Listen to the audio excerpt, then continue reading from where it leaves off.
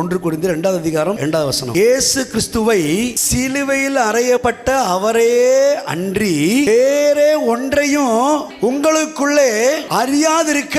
இந்த பாவத்தை குறித்து அறிகிறது, இந்த நரகத்தை குறித்து அறிகிறது, இந்த பிசாசை குறித்து அறிகிறது, இந்த 7 கலசம் 7 எக்காலம், இது எல்லாமே நீங்கள் அறியாதிருக்க நான் தீர்மானித்திருக்கிறேன். இதெல்லாம் அறிய வேணாம்ப்பா, ஒன்னே ஒன்னு அறிஞ்சிக்க. என்ன தெரியுமா?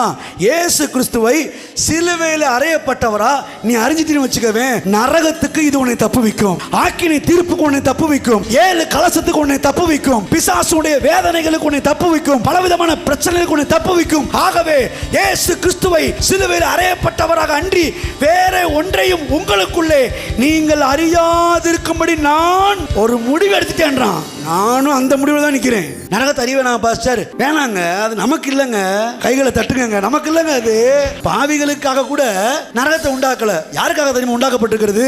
பிசாசுக்காகவும் அவனுடைய தூதர்களுக்காகவும் உண்டாக்கப்பட்டிருக்கிற நரக அக்கினின்னு சொல்லப்பட்டிருக்கிறது. அதை பத்தி என்ன அறிஞ்சுக்கிறணும்? எனக்கு எதுக்கு தேவை இல்லைங்க, எனக்கு நரகம் தேவை இல்லைங்க. சிலுவையை பற்றி உபதேசம் தான் எனக்கு தேவை. ஏன்னா சிலுவை தான் என்னைய மாத்துச்சு, என் மூலமா பல கோடி பேரை மாற்ற போகுது.